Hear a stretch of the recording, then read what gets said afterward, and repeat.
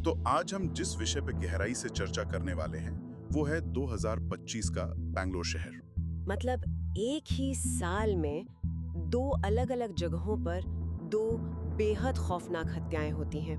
जी बिल्कुल। और सबसे डरावनी बात ये थी कि दोनों में हत्यारों ने एक ही तरीका अपनाया था, मतलब शव को एक सूटकेस में पैक करना। हाँ, और जैसे ही ये खबरें बाहर आईं, तो इंटरनेट पर तुरंत ये अफवाहें फैल गईं कि शहर में कोई सूटकेस किलर या सीरियल किलर घूम रहा है। सही कहा आपने। ऑनलाइन फोरम्स पर तो लोग इन दोनों मामलों को एक ही घटना समझने लगे थे, लेकिन आज हमारे पास जो स्रोत मौजूद हैं वो एक अलग ही सच्चाई बयां करते हैं। बिल्कुल, और सच कहूँ तो वो सच्चाई कहीं ज्यादा डरावनी है। मतलब ये किसी एक हत्यारे का काम नहीं था, बल्कि ये दो बिल्कुल अलग-अलग मामले थे। और यही बात इस पूरे विश्लेषण को इतना महत्वपूर्ण बनाती है। जब हम इन अफवाहों से परे जाकर पुलिस फाइलों को देखते हैं तो पता चलता है कि ये सिर्फ हत्या के दो मामले नहीं हैं। हाँ, मतलब ये शहरी अपराध के बदलते हुए पैटर्न की तरफ इशारा करते हैं। बिल्कुल, ये दोनों केस जिनका आपस में कोई सीधा संबंध नहीं है, वो हमारे शहरी समाज की एक बहुत गहरी और परेशान करने वाली मानसिकता को उजागर करते हैं। तो चलिए इसे थोड़ा विस्तार से समझते हैं। शुरुआत करते हैं उस मामले से जिसने सबसे पहले सुर्खियां बटोरी। मेरा मतलब है चांदापुरा रेलवे ट्रैक केस। जी, 21 मई 2025 का दिन था। हाँ, बेंगलोर के बाहरी इलाके में चांदापुरा रेलवे ब्रिज के पास कुछ कूड़ा बीनने वाले अपना काम कर रहे थे और उन्हें पटरियों के किनारे एक नीले रंग का लावारिस सूटकेस पड़ा हुआ मिला। जाहिर है, एक बंद सूटकेस देखकर किसी को भी लगेगा कि शायद अंदर कुछ काम का सामान मिल जाए, लेकिन जैसे ही उन्होंने उसे खोला, वो बुरी तरह घबरा गए। बाप रे, अंदर एक लड़की का शव था ना? हाँ, और उन्होंने तुरंत डरकर पुलिस को इसकी सूचना दी। शुरुआत में तो मुझे लगता है ये पुलिस के लिए पूरी तरह से एक ब्लाइंड केस रहा होगा, क्योंकि कोई पहचान पत्र तो था नहीं। बिल्कुल, उस सूटकेस में कोई भी ऐसा दस्तावेज नहीं था जिससे पता चल सके कि वो लड़की कौन थी। हत्यारों ने पहचान छुपाने की पूरी कोशिश की थी। और शरीर पे शुरुआत में कोई ऐसे स्पष्ट चोट के निशान भी नहीं दिख रहे थे जिससे पुलिस हत्या का तरीका तुरंत समझ पाती। हाँ, लेकिन यहाँ तकनीक ने बहुत बड़ा रोल प्ले किया। पुलिस ने सबसे पहले उस लड़की के चेहरे की तस्वीर को सोशल मीडिया पर वायरल किया। अच्छा, तो सोशल मीडिया से पहली लीड मिली। जी, जब वो तस्वीर वायरल हुई तो एक मकान मालिक ने उस लड़की को पहचान लिया और जांच में पता चला कि वो बिहार की एक बेहद गरीब परिवार से थी। और उसकी उम्र सिर्फ 17 साल थी, मतलब एक नाबालिग बच्ची। बिल्कुल, और परिवार की आर्थिक स्थिति का अंदाजा आप इसी बात से लगा सकते हैं कि उस घर में 7 बेटियां थीं और वो उनमें से एक थी। यहीं पर मामला थोड़ा और खौफनाक हो जाता है, क्योंकि इसका मुख्य आरोपी कौन निकलता है? एक 42 साल का आदमी जिसका नाम आशिक कुमार था। और सबसे बड़ी बात यह है कि वो पहले से शादीशुदा था। मतलब एक 42 साल का शादीशुदा आदमी एक 17 साल की गरीब लड़की को शादी और एक बेहतर जिंदगी के झूठे वादे देकर फंसाता है। ये तो बिल्कुल शिकारी और शिकार वाला उदाहरण हो गया। इसे हम ग्रूमिंग कह सकते हैं। एक ऐसा इंसान जिसके पास उम्र और अनुभव की ताकत है, वो एक आर्थिक रूप से कमजोर शिकार को चुनता है। वो लड़की शायद सिर्फ गरीबी से निकलना चाहती थी और आशिक कुमार ने उसकी उसी उम्मीद का फायदा उठाया और उसे बेंगलोर ले आया। लेकिन जो मकसद पुलिस ने बताया वो तो पूरी तरह से शोषण का मामला था। जी, पुलिस के अनुसार उस 42 साल के आदमी का मुख्य मकसद उस नाबालिग के साथ शारीरिक संबंध बनाना था। और जब उस लड़की ने इनकार किया तो उस आदमी का गुस्सा बेकाबू हो गया। बिल्कुल, हमारे समाज में अक्सर देखा गया है कि जब एक शोषक को ना सुनने को मिलती है तो वो उसे अपनी सत्ता पे हमला मानता है और उस ना की कीमत उसे बहुत भयानक तरीके से चुकानी पड़ी। पुलिस की रिपोर्ट्स दिखाती है कि हत्या से पहले उस लड़की को एक बियर की बोतल से प्रताड़ित किया गया। ये विवरण सच में विचलित करने वाला है। ये दिखाता है कि वो सिर्फ जान नहीं लेना चाहता था, बल्कि उसे शारीरिक और मानसिक रूप से तोड़ना चाहता था। और उसके बाद उसका गला घोटकर हत्या कर दी गई। और गला घोटने के बाद का जो घटनाक्रम है वो भी उतना ही डरावना है। उन्होंने उस शरीर को मोड़ा और सूटकेस में ठूस दिया और फिर उस सूटकेस को रेलवे ट्रैक के पास फेंक दिया। पुलिस का तो ये भी अनुमान है कि इसे किसी चलती ट्रेन या वाहन से फेंका गया था। रेलवे ट्रैक को चुनना एक सोची समझी रणनीति थी। हत्यारों को लगा होगा कि या तो शरीर कट जाएगा और दुर्घटना लगेगी, या फिर कोई सूटकेस को लावारिस समझकर ले जाएगा और सबूत मिट जाएंगे। लेकिन पुलिस की जांच ने ऐसा होने नहीं दिया। मकान मालिक से सुराग मिलने के बाद फोन रिकॉर्ड्स और टावर लोकेशंस खंगाले गए। और इन्हीं रिकॉर्ड्स ने बेंगलुरु पुलिस को बिहार तक पहुंचा दिया। यहाँ एक बहुत बड़ा खुलासा हुआ था। मुझे याद है पुलिस ने सिर्फ उस 42 साल के आदमी को नहीं पकड़ा था। कुल नहीं, इन 8 लोगों में एक नाबालिग भी शामिल था और बाकी आरोपी आशिक कुमार के रिश्तेदार थे। तो एक पूरा पारिवारिक ढांचा था जो इस हत्या को छुपाने में उसकी मदद कर रहा था। सही कहा आपने। जब इतने सारे लोग किसी जघन्य अपराध को छुपाने में लग जाते हैं तो ये दर्शाता है कि उनकी नजर में उस 17 साल की लड़की की जान की कोई कीमत ही नहीं थी। ये सिर्फ एक हत्या नहीं है, बल्कि कमजोर और प्रवासी महिलाओं की तस्करी और शोषण का एक बहुत भयानक उदाहरण है। बिल्कुल। जब वो लड़कियां अपने अधिकारों के लिए खड़ी होती हैं तो उन्हें आसानी से रास्ते से हटा दिया जाता है।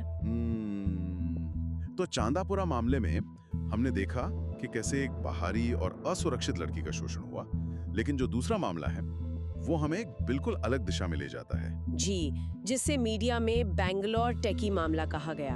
हाँ, ये मामला हमें सुशिक्षित और मध्यवर्गीय घर के बंद दरवाजों के पीछे ले जाता है, जहाँ खतरा कोई अजनबी नहीं था बल्कि अपना ही जीवन साथी था। और इन दोनों मामलों में समानता सिर्फ एक थी, अपराध को छिपाने के लिए सूटकेस का इस्तेमाल। तो चलिए इस दूसरे मामले के तथ्यों पर गौर करते हैं। ये घटना 26 और 27 मार्च 2025 की है। जी, दक्षिण बेंगलुरु का एक किराए का घर जहां 32 वर्षीय गौरी और उनके 36 वर्षीय पति राकेश के बीच एक तीखी बहस होती है। और राकेश एक टेक कर्मचारी था, मतलब जिसे समाज में एक पढ़ा लिखा इंसान माना जाता है। ये दोनों महाराष्ट्र से बेंगलोर आए थे। स्रोतों के अनुसार इन दोनों के बीच अक्सर पारिवारिक मुद्दों और शहर बदलने को लेकर झगड़े होते रहते थे। लेकिन उस रात वो बहस एक हिंसक मोड़ ले लेती है। पुलिस रिपोर्ट के मुताबिक राकेश ने अपनी पत्नी गौरी पर चाकू से कई वार किए और गर्दन पर लगा एक गहरा घाव उसकी मौत का कारण बना। लेकिन जांचकर्ताओं ने जो अंदेशा जताया है वो सच में रोंगटे खड़े कर देने वाला है। वो अंदेशा कि जब उसे सूटकेस में ठूंसा जा रहा था तब वो शायद जिंदा थी। जी बिल्कुल। पुलिस का मानना है कि जब राकेश गौरी के शरीर को उस ट्रॉली सूटकेस में पैक कर रहा था तब उसकी सांसें पूरी तरह बंद नहीं हुई थीं। बाप रे, ये सोचना भी सिहरन पैदा करता है। एक तरफ आप अपने जीवन साथी पर हमला करते हैं और दूसरी तरफ उसे बचाने की बजाय सूटकेस में पैक करने लग जाते हैं। ये उस मनोविज्ञान को दर्शाता है जहां इंसान पूरी तरह से अपनी इंसानियत खो चुका होता है। लेकिन यहाँ बात और भी ज्यादा चौंकाने वाली हो जाती है। एक बहुत बड़ा विरोधाभास है इसमें। वो कैसे? देखिए, एक तरफ वो सूटकेस में शव छिपाने की और सबूत मिटाने की योजना बनाता है, लेकिन फिर सूटकेस का हैंडल टूट जाता है। हाँ, वजन की वजह से वो भारी सूटकेस को उठाकर बाहर नहीं ले जा पाता। और हैंडल टूटते ही उसका व्यवहार बिल्कुल पलट जाता है। वो शव को बाथरूम में छोड़ देता है और अपने मकान मालिक को फोन करके जुर्म कबूल करता है। और पुलिस सूत्रों का तो दावा है कि वो घर से भागने से पहले घंटों तक उस लाश से बातें करता रहा। यही मेरा सवाल है, क्या ये सच में अचानक आए गुस्से का नतीजा था या सूटकेस का पहले से मौजूद होना किसी सोची समझी साजिश की ओर इशारा करता है? ये एक बहुत जटिल पहलू है। शुरुआती पूछताछ में उसने यही दावा किया कि वो बहस के दौरान अपना नियंत्रण खो बैठा था। लेकिन जांचकर्ताओं को उसके इस दावे पर शक है। जी, क्योंकि अचानक आए गुस्से में इंसान हमला तो कर सकता है, लेकिन तुरंत बाद शव को सूटकेस में पैक करने जैसी व्यवस्थित प्रक्रिया थोड़ा संदेहास्पद है। और वो जो घंटों तक लाश से बातें करने वाली बात है, वो शायद अत्यधिक अपराध बोध या सदमे का नतीजा हो। मनोवैज्ञानिक भाषा में इसे कॉग्निटिव डिसोनेंस कह सकते हैं।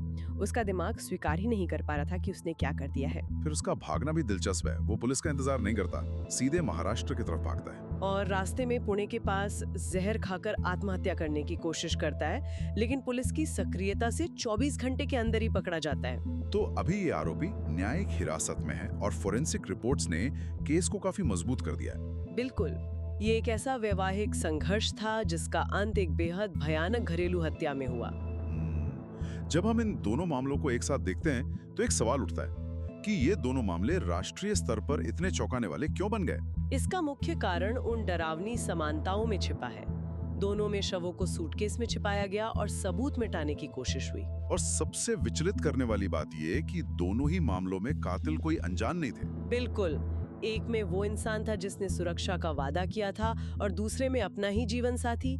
क्रूरता की सारी हदें पार हो गईं। और इन घटनाओं ने ऑनलाइन प्लेटफॉर्म्स पर एक लंबी बहस छेड़ दी। जी, महिलाओं के खिलाफ हिंसा और जहरीले रिश्तों और शहरों में प्रवासी महिलाओं की सुरक्षा जैसे गंभीर मुद्दों पर। इससे एक बहुत महत्वपूर्ण सवाल खड़ा होता है। समाजशास्त्र के नजरिए से देखें तो ये सूटकेस सिर्फ एक वस्तु नहीं रह गया है। बिल्कुल सही कहा आपने। ये आधुनिक समाज में अपराधों को पैक करके छिपा देने की एक डरावनी मानसिकता का प्रतीक बन गया है। वो कंपार्टमेंटलाइजेशन वाली मानसिकता, मतलब अपराध करो, उसे एक बॉक्स में बंद करो और जिंदगी से बाहर निकाल दो। जी, ये दर्शाता है कि हत्यारे के मन में इंसान के प्रति कितनी संवेदनहीनता है। वो एक इंसान को महज एक सामान की तरह देखता है जिसे रास्ते से हटाना जरूरी है। सूटकेस उस व्यक्ति के वजूद को पूरी तरह मिटा देने का एक साधन बन जाता है। तो श्रोताओं को ये याद रखना चाहिए कि ये घटनाएं सिर्फ खौफनाक कहानियां नहीं हैं। हाँ, ये दिखाती हैं कि समाज के अलग अलग वर्गों में हिंसा किस तरह अपना रूप बदलती है, चाहे वो झूठे वादों में फंसी गरीब लड़की हो या घरेलू कलह का शिकार शहरी महिला। बिल्कुल, वर्ग या शिक्षा जो भी हो, लेकिन जब नियंत्रण की बात आती है तो अपराधियों की मानसिकता में एक जैसी ही निर्ममता दिखाई देती है। तो इस पूरी चर्चा का अंत मैं एक विचार के साथ करना चाहूंगा। स्रोतों से यह साफ है कि दोनों मामलों में हत्यारों ने सोचा कि वो एक